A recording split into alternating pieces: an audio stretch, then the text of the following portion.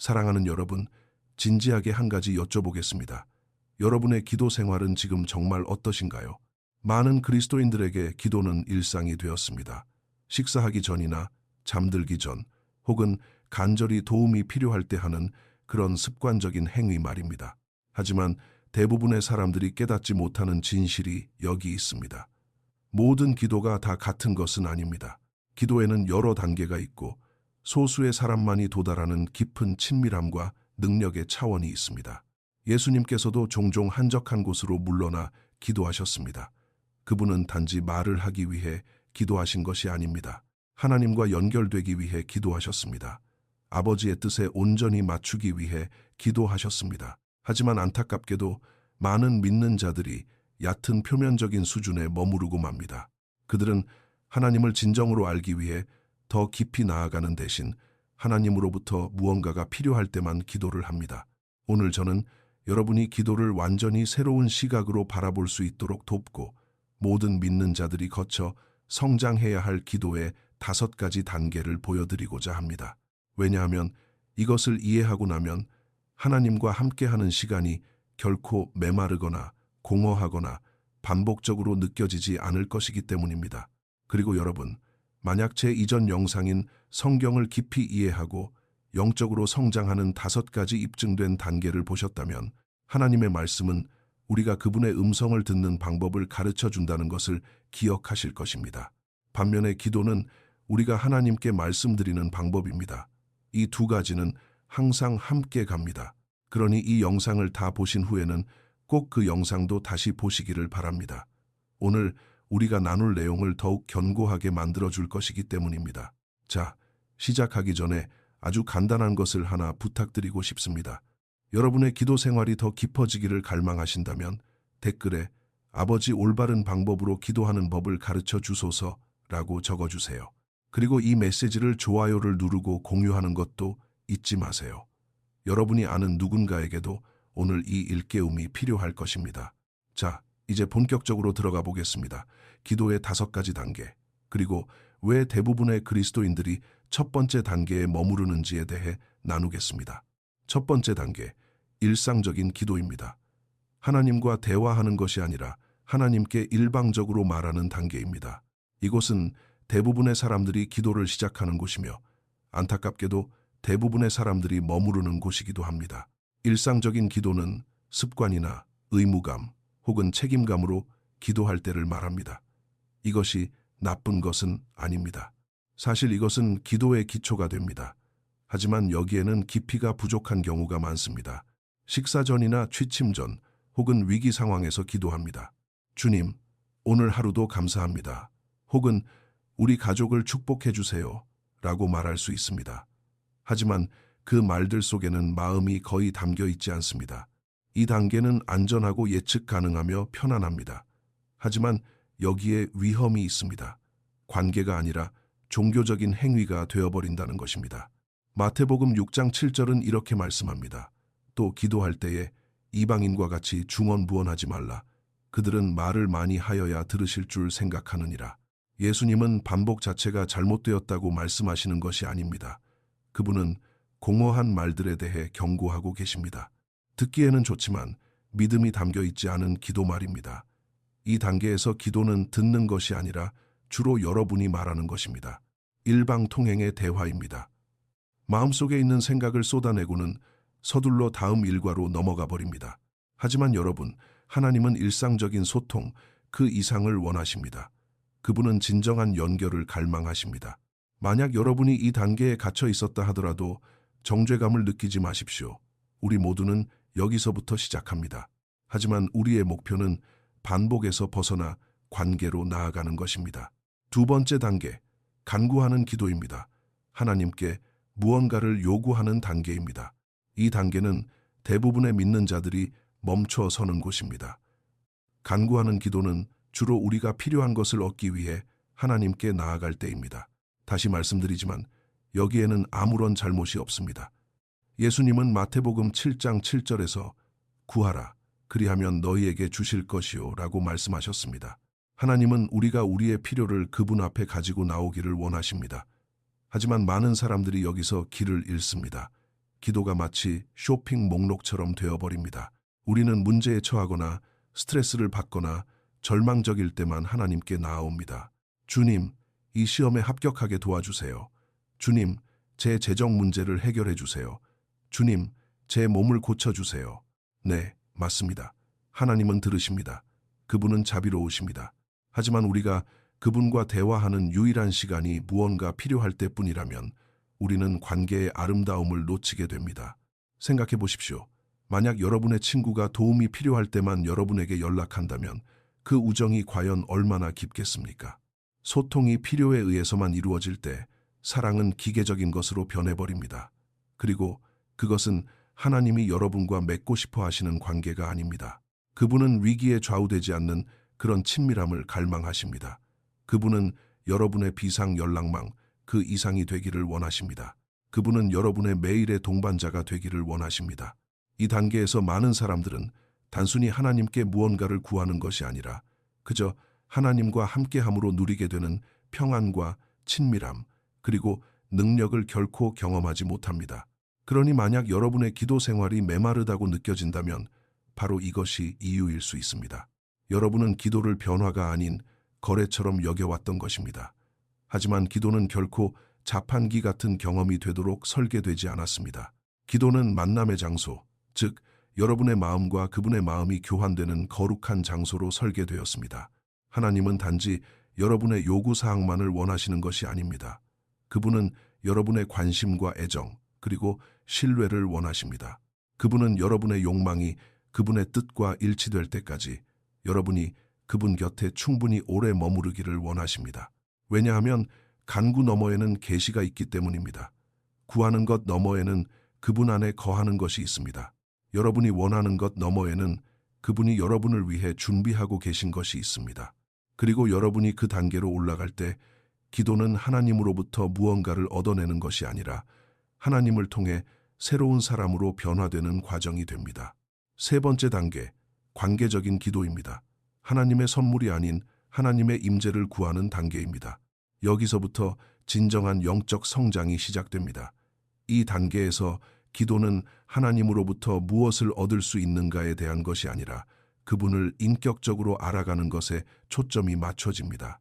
여러분은 더 이상 축복을 쫓지 않습니다. 여러분은 그분의 마음을 쫓습니다. 시편 27편 4절은 이것을 아름답게 표현하고 있습니다.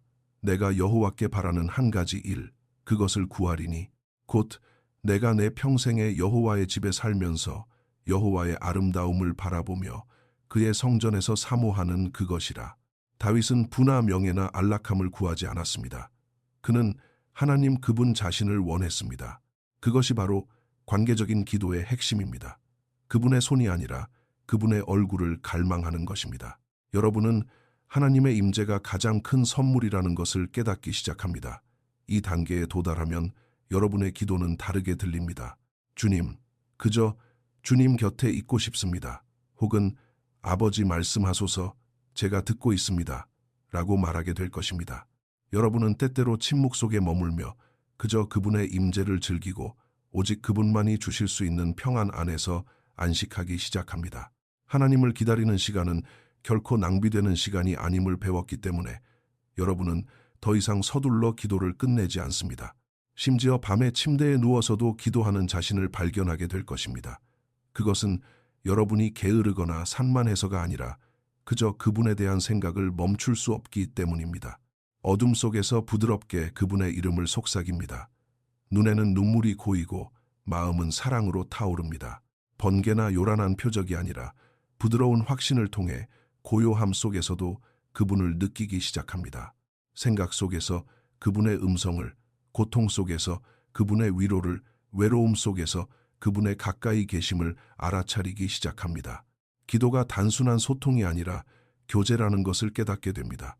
올바른 단어를 나열하는 것이 아니라 하나님께 여러분의 온 마음을 드리는 것입니다. 그 고요한 순간들 속에서 여러분은 그분의 평안이 담요처럼 여러분을 덮는 것을 느낄 것입니다. 걱정은 사라지고 발버둥 치는 것은 멈추며 여러분이 깊이 사랑받고 있으며 온전히 이해받고 있고 결코 잊혀지지 않았다는 진리 안에서 안식하기 시작합니다. 관계적인 기도는 모든 것을 바꿉니다. 일상을 깨뜨립니다. 불안이 지배하던 곳에 평안을 가져옵니다. 여러분의 조용한 시간을 거룩한 시간으로, 여러분의 방을 성소로, 여러분의 마음을 살아있는 제단으로 바꿉니다. 응답보다 그분의 임재를 더 갈망하게 됩니다. 왜냐하면 그분의 임재 자체가 응답이 되기 때문입니다. 하지만 이 단계는 일관성을 요구합니다. 친밀함은 시간이 필요합니다. 그것은 매일의 헌신을 통해 세워집니다. 아침에 하나님과 대화하고 하루 종일 그분과 동행하며 밤에 감사를 속삭이는 것을 통해 이루어집니다. 그분을 알면 알수록 의무감이 아니라 사랑으로 인하여 더욱 그분과 함께 있고 싶어질 것입니다. 그리고 여러분, 한번 이 단계를 맛보고 나면 결코 다시는 얕은 기도로 만족하지 못할 것입니다. 하지만 심지어 이것조차도 마지막 단계가 아닙니다. 왜냐하면 관계 너머에는 계시가 있기 때문입니다. 하나님에 대해 아는 것을 넘어 하나님으로부터 직접 듣는 차원이 있습니다. 기도가 여러분의 삶 전체를 재편하는 신성한 통찰력과 지혜, 그리고 초자연적인 인도를 받는 통로가 되는 곳입니다. 네 번째 단계, 계시의 기도입니다. 하나님의 음성을 분명하게 듣는 단계입니다. 이 단계에서 기도는 쌍방향의 대화가 됩니다. 대부분의 사람들은 하나님께 말합니다. 그러나 실제로 듣는 사람은 거의 없습니다. 하지만 이 단계에 이르면 여러분의 마음은 아주 개인적이고도 분명한 방법으로 그분의 음성을 인식하기 시작합니다. 요한복음 10장 27절은 내 양은 내 음성을 들으며 나는 그들을 알며 그들은 나를 따르느니라 고 말씀하십니다. 이 단계에서 기도는 더 이상 일방적이지 않습니다. 단지 여러분만 말하는 것이 아닙니다. 하나님이 후 응답하시기를 고요함 속에서 기다리는 것입니다. 여러분은 육신의 귀가 아니라 영의 깊은 곳에서 들려오는 그분의 세미한 음성을 분별하기 시작합니다. 거기로 가지 마라. 그 사람에게 전화해라. 혹은 가만히 있으라. 내가 일하고 있다. 라고 말씀하시는 것을 느끼게 될 것입니다.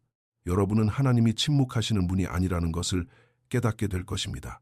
그분은 항상 말씀하고 계시지만 그분의 음성은 종종 우리의 복잡한 생각과 분주한 일상의 소음에 묻혀버립니다.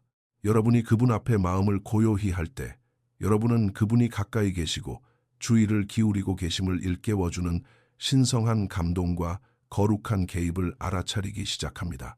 듣는 법을 배울수록 그분의 음성은 다른 모든 소리들 사이에서 더욱 또렷해집니다. 이런 종류의 기도는 서두를 수 없습니다. 침묵과 민감함, 그리고 순복이 필요합니다. 계시의 기도는 애씀이 아니라 고요함에서 흘러나옵니다. 하나님을 기다리는 것은 낭비하는 시간이 아님을 배우게 됩니다. 그곳은 지혜가 태어나는 곳입니다. 때로는 성경을 펼칠 때 여러분에게 정확히 필요한 구절이 페이지 밖으로 튀어나오는 것 같을 것입니다. 그것이 바로 계시입니다. 또 다른 때는 예배 중에 산책을 하거나 심지어 일상생활을 하는 도중에 그분이 여러분의 마음속에 어떤 단어나 생각 혹은 누군가의 이름을 떨어뜨려 주실 것입니다. 갑자기 마음의 짐이 벗겨지거나 새로운 아이디어가 번뜩입니다. 그것 또한 계시입니다. 이러한 순간들은 단순해 보일지 모르지만 천국의 지문을 담고 있습니다. 하나님은 여러분의 기도에 대한 응답뿐만 아니라 그 이면에 있는 이유까지도 보여주기 시작하십니다. 여러분은 여러분의 고통의 관점이 아니라 그분의 관점에서 상황을 보기 시작합니다. 계시가 단지 정보가 아니라 변화라는 것을 이해하기 시작합니다. 그것은 여러분이 보는 방식, 생각하는 방식, 행동하는 방식을 바꿉니다. 이 단계에 도달하면 여러분의 기도 생활은 생동감이 넘치고 흥분되는 여정이 됩니다. 더 이상 하나님이 무엇을 원하시는지 추측하지 않습니다. 이제는 알게 됩니다. 내 생각에는 이라고 말하는 것을 멈추고 하나님이 내게 보여주셨어 라고 선포하기 시작합니다. 하늘이 여러분의 모든 걸음을 인도하고 있다는 것을 알기에 거룩한 자신감을 가지고 걷기 시작합니다. 두려움은 힘을 잃습니다. 혼란은 사라지고 평안이 뿌리를 내립니다. 갑자기 여러분은 하나님의 때에 맞는 결정을 내리고 예전 같았으면 저질렀을 실수를 피하고 있는 자신을 발견하게 됩니다. 뒤돌아보면 단순한 직감이라고 생각했던 것이 사실은 영감, 즉 하나님의 영이 여러분을 인도하신 것임을 깨닫게 됩니다. 하지만 여기에 중요한 기준이 있습니다. 계시는 항상 성경 말씀과 일치해야 합니다. 하나님은 결코 그분의 말씀에 모순되는 것을 말씀하지 않으십니다. 그분의 영과 그분의 말씀은 항상 일치합니다. 여러분이 성경 안에 더 깊이 머무를수록 그분의 음성은 더 명확해집니다.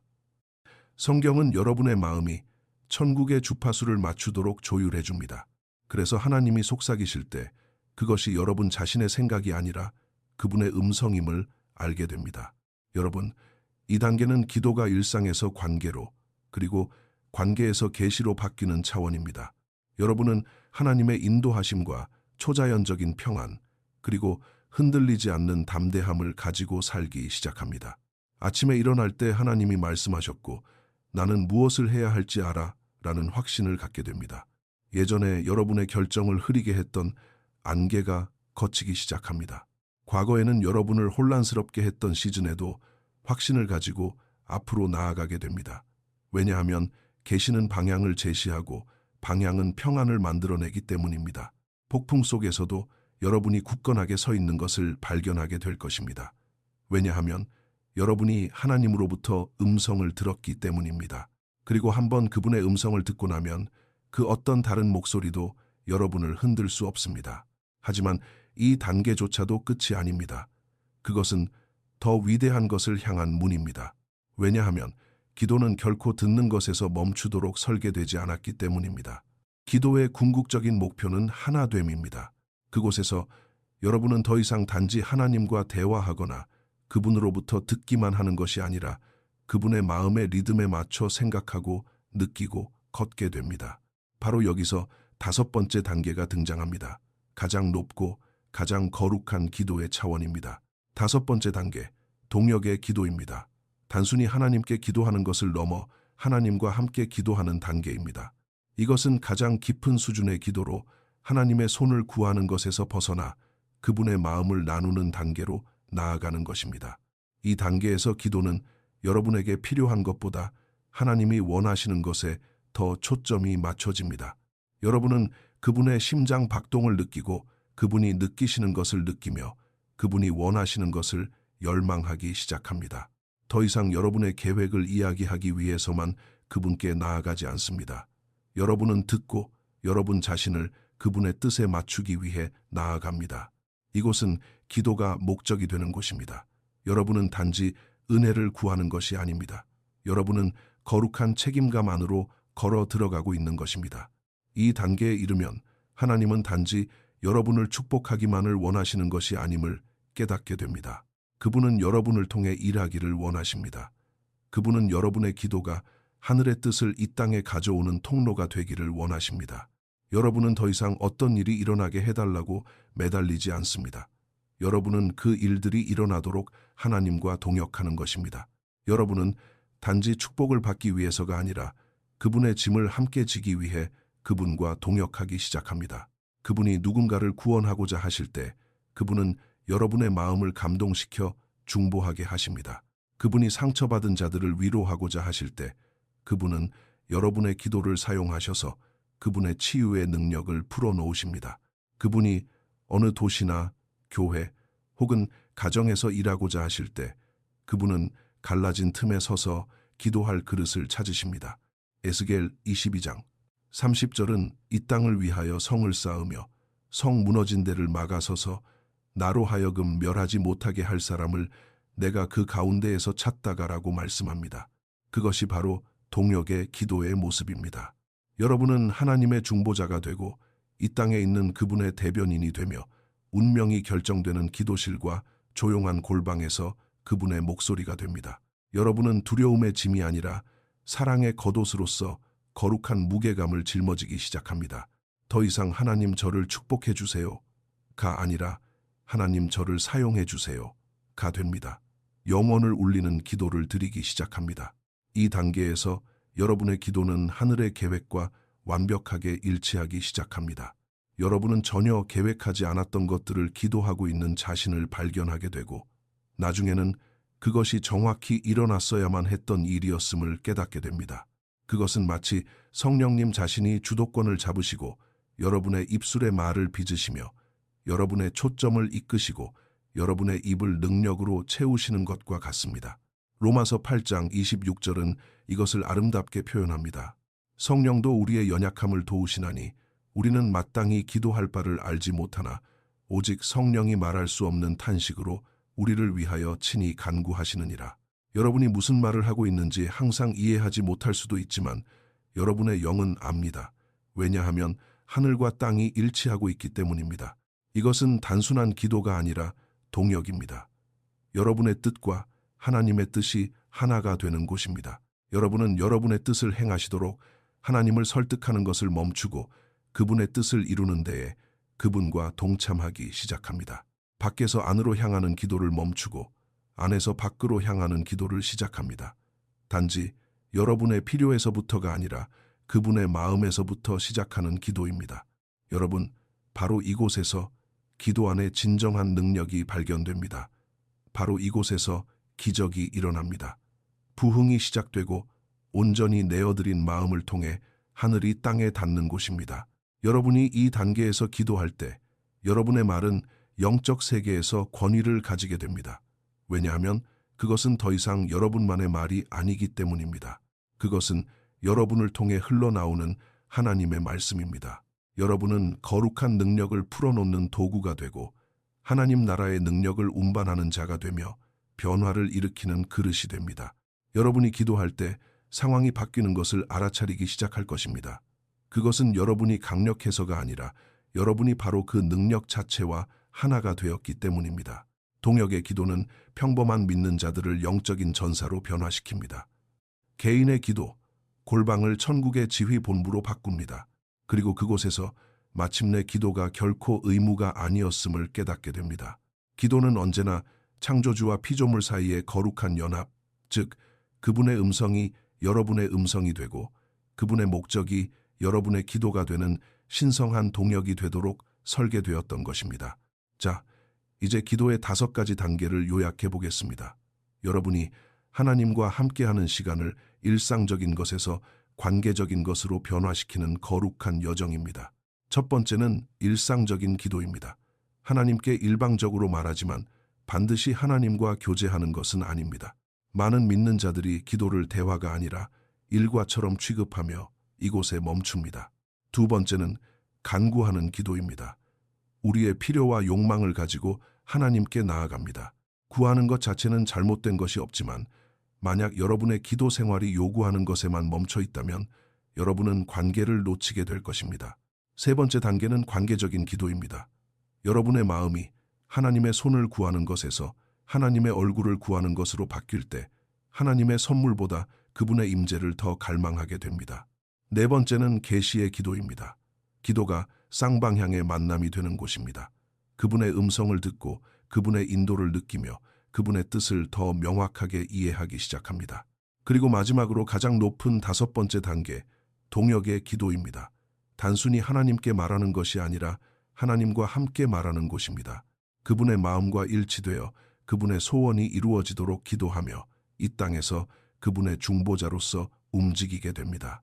이 5가지 단계는 단순한 소통에서 영적 교제로 그리고 단순한 언어에서 완전한 하나됨으로 나아가는 길을 보여줍니다.